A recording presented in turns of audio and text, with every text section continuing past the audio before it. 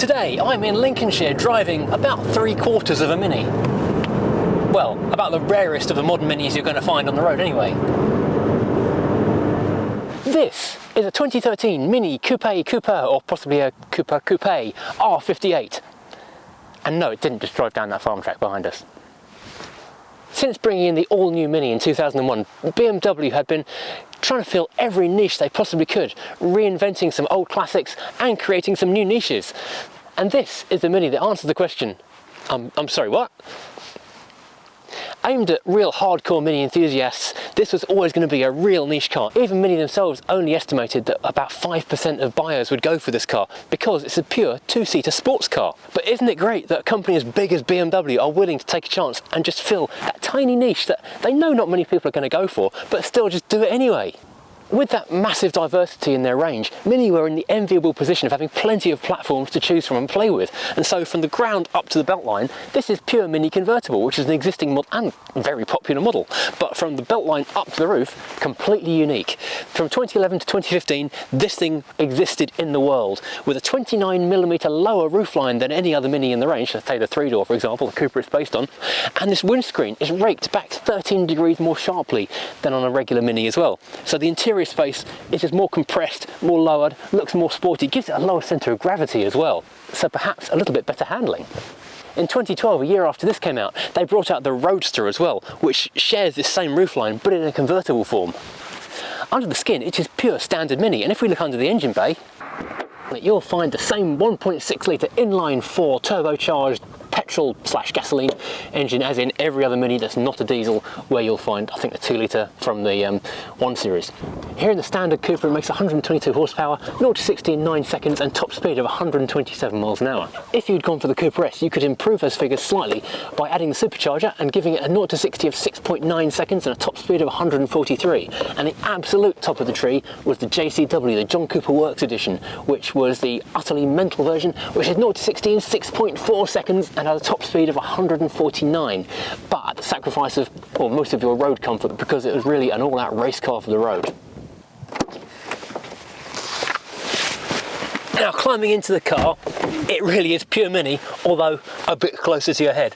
They've hollowed out 2 kind of scoops above the driver and passenger heads in the ceiling, so you've got a bit more headroom actually going up into the panel work itself, but it's still a little bit tight, and your vision, like in a Jaguar XF actually, is a little bit restricted by the top bar of the windscreen itself. Now, I've jumped ahead of myself because I don't know if you noticed, as I pulled the door handle on the outside, because these are pillarless doors, the glass dropped just like 5mm just to allow the door to open cleanly, and the glass will then, as you shut it, move back up into the frame and seal the car for a nice quiet, windless and waterproof ride, which is the same as on all Minis of this generation and the R50s, which are pillarless doors.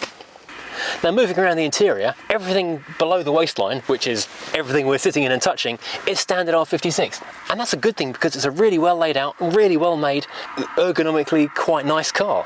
The door cards have the same elliptical frame around the handle and door pockets as you find on the R56 and the R50 before that. They've just kind of brought in this textured material instead of the silver painted stuff, which kind of gradually wore off on the early R50s. It has still got the nice chrome door handle, big chunky door pull, which is very slightly padded, thick rubber, which makes it easy to clean and very hard wearing. 2 speakers down here, you've got your main mid-range and you've got a little tweeter, and just above the tweeter you've got your electric mirror adjusters, which is actually quite a handy place to find them.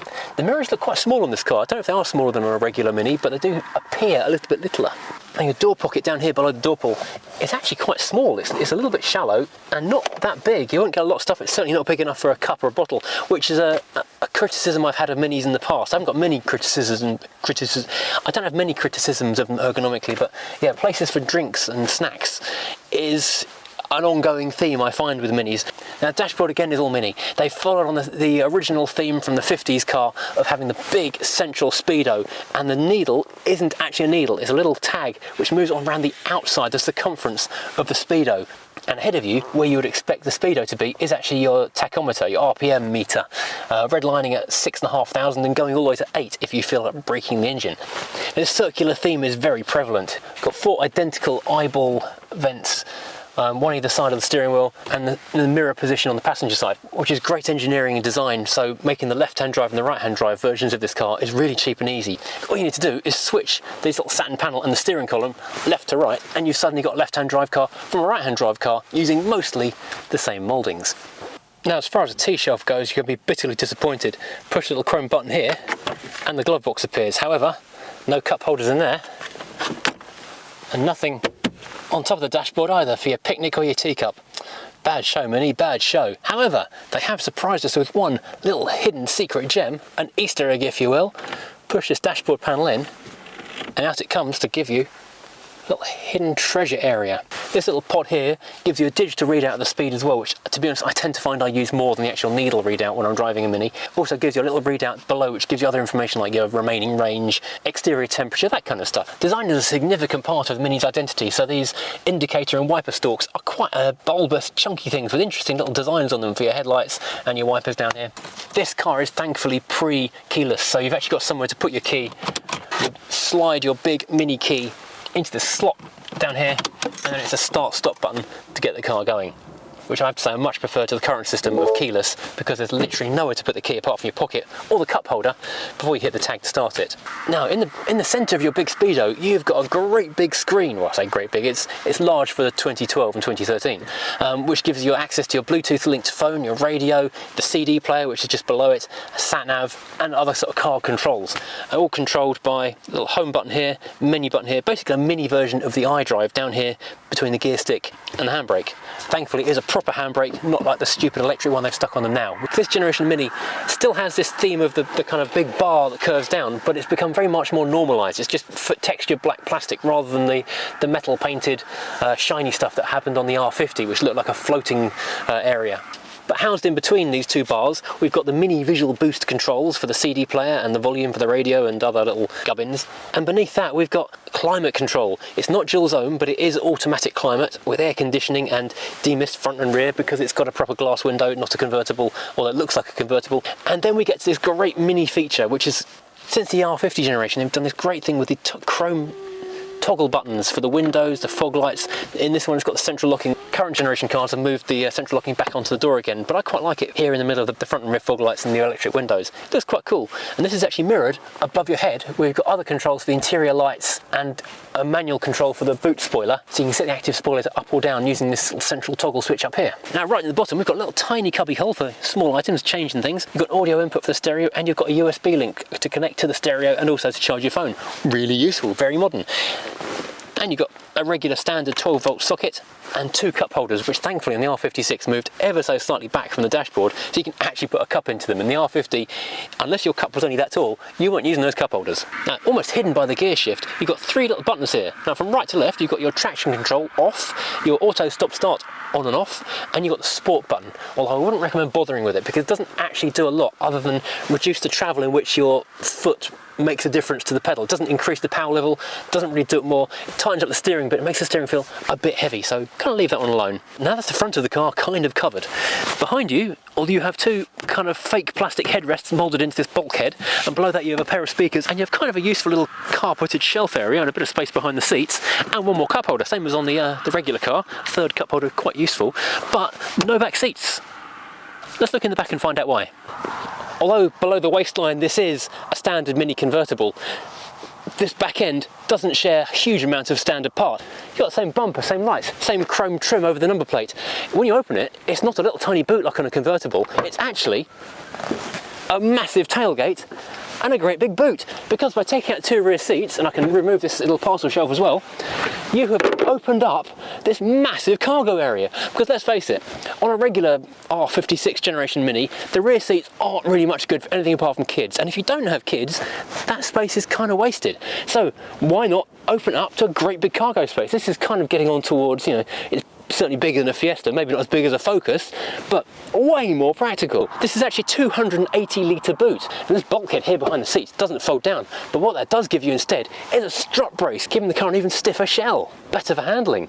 Now with all my junk out of the way, you can see this is actually quite a useful boot. It's sort of semi-split level. In the lower part of it here you've got 6 different metal catches that you can hook things onto, and a useful elasticated load net so you can put small items under there, stop them rattling around the boot when you're driving. There's some slightly raised area has a hinged cover, and you've got another area where small items can live down here. There's no spare wheel because this car came with run flat tyres as standard. Also, you've got a 12-volt socket in here and a courtesy light, and this little cover here opens from the inside of the car and is lockable. Now you'll notice this parcel shelf doesn't come all the way across the boot, which makes it much easier to load the car. But how does it hide your gear, I hear you ask? Well, looking up into the tailgate, the other half of it is fixed just below the window in the tailgate itself. Now the hazard warning light is up here in the centre of the dashboard, big and obvious, so you can't miss that. Something familiar to every Mini driver will be a bonker bonker sound if you haven't got your seatbelt on. It really does encourage you to belt up. Now out on the open road is where this car really does come alive, and I'd be tempted to say that the basic Cooper is the best of the bunch because you get the standard slightly softer suspension, but you still get the great chassis. Every Mini comes with a great chassis. It's as standard. These are wonderful driver's cars and a huge amount of fun to ponk into a corner, rapidly drop a gear, turn in and boot it out, and just enjoy the ride. And this does it with aplomb. Because it's not the overly aggressively sprung JCW, even I think the Cooper S is a little bit harder sprung than this car, it's actually a very comfortable ride. They all come with a 6-speed manual as standard, and auto is an option on everything apart from the JCW. I wouldn't bother. It's a Mini, you want to be enjoying the thing, not being driven by the car. And it's a nice gearbox as well. It's nice and snicky and smooth, and you can punt it between gears quite happily. Actually quite an enjoyable thing to use. It encourages you to shift gears between corners just to have a bit of interaction with the car. Now, given that the steering is electrically power assisted, it is a little bit heavy still, but it's got a nice weight and a nice bit of feedback to it, so you know what the car's doing. You can feel what it's doing on the road. And this chunky steering wheel is quite a useful thing, as well as feeling nice in your hand. I think it might be half leather, I'm not quite sure. You have your horn, and you've got your radio controls, you've got your voice control for the multi-function iDrive gubbins, you've got telephone control, and you've got your cruise control buttons as well. So it's a very busy thing on a very small part of the car. And of course, being a modern car, the brakes are obviously going to be very sharp indeed. The big thing you notice driving this compared to, say, a 3-door Mini Cooper is the visibility. You do notice this just creeping into your vision a little bit. And when you look out the back window, you don't have a great view in the mirror. And when you hit 50 miles an hour, that spoiler comes up and your letterbox is turned into, well, half a letterbox. View is again cut off slightly at the top. And although it's got those tiny windows just behind you, just behind the B-post, it still only gives you a glimpse of what's around that area of the car. So it is a bit of a blind spot problem. But the answer to that is to focus on driving really quickly, so you're focusing what's in front of the car, not what's behind you, and that means that nothing will ever be in your blind spot because you've left them all for dead. See, I bring you solutions. This is a practical channel giving you, life hacks, or something. Mini claim this car will get around 52 miles to the gallon, but in reality, most owners report mid-30s in general driving. If you're on the motorway all the time in it, then you probably would get mid-50s or low 50s, but then you would probably be missing the point of a car like this if you're only going to drive it on the motorway. Because this is a car that really comes alive on a back road. Today's New Year's Day and there's hardly any other traffic around, and it's absolutely perfect for just enjoying this car in its element. Twisting lanes, smooth roads. If it was a bumpier road, I'm not sure the suspension would like it so much. We have all the fantastic Mini styling cues you always get. So you've got the chunky wheel, the central dial, you've got your elliptical pedals, which on the wire edge ones had the old-fashioned Mini logo kind of emblazoned on them.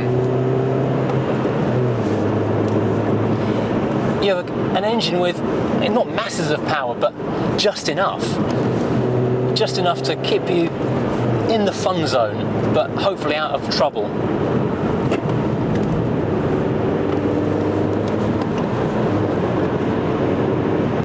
Of course, Mini were absolutely right when they predicted their sales figures, because 5% of the overall output was the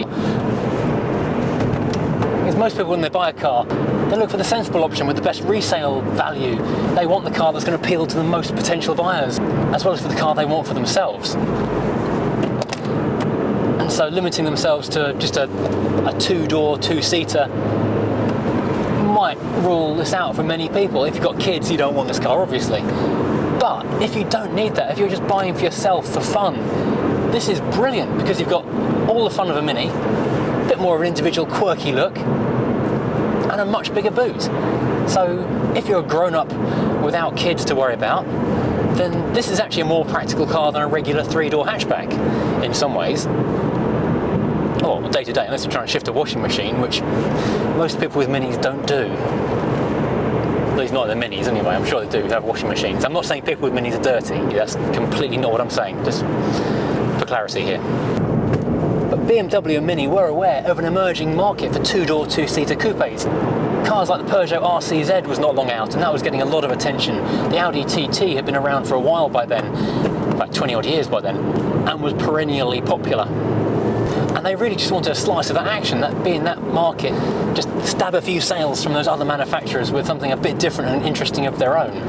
Because at the heart of Mini, that's what they're all about. Interesting cars, different cars, cars that just stand out from the crowd. You don't buy a Mini because you want to fit in and have yet another cookie cutter hatchback. You buy a Mini because you want an interesting car that drives as well as it looks and stands out a bit from the crowd. Even though there are millions of these things everywhere, you want a car that's just a bit individual, a bit quirky.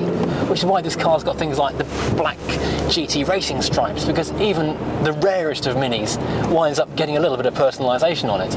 So although it didn't sell greatly at the time, I'm glad it sold at all, because it means these things are out here still and we can still enjoy them. And if you're looking for a classic car of the future, yeah, you should definitely be considering Minis, but probably not middle of the production run R56. You want something unusual. I've got a wire edge Mini, very early production, 202nd car off the line before production fully started. If you're looking for something a bit more modern, this may well be the kind of car you should look at. It's low production figures, a bit different, and it's got the whole Mini family love. And of course, it's being the same as every other Mini around, a doddle to look after. A popular cheap tyre size, easy to service. If you go to Euro Car Parts or Halfords, you're going to be able to buy an oil filter and a set of spark plugs for it and a set of windscreen wipers. It's not going to be tricky to maintain and look after. The problem I find with a car like this is that when you're on an empty road on a quiet day, the sun's just starting to come out, I just want to keep on going and going, a bit further, just enjoy it a bit longer, because it's fun all the time. And something people who aren't into small cars might not realise is that the Mini is actually an incredibly safe car. Obviously you have this airbag in the steering wheel, you have an airbag in the top of the dashboard there for the passenger, you've got side airbags in the seats, you've got them everywhere.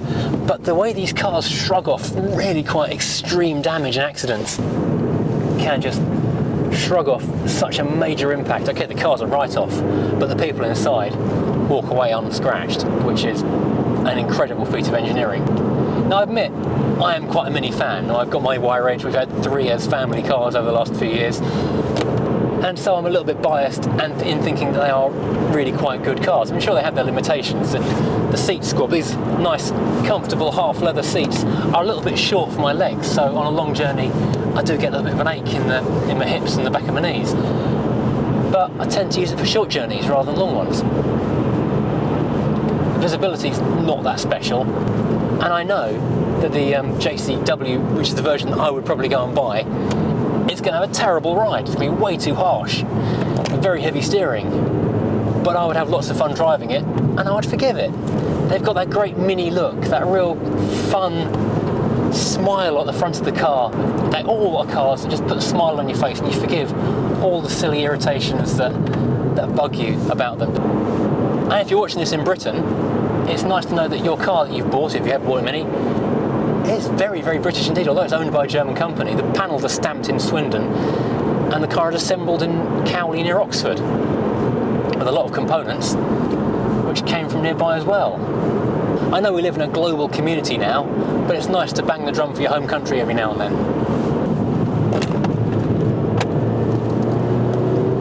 This car really is a lot of fun.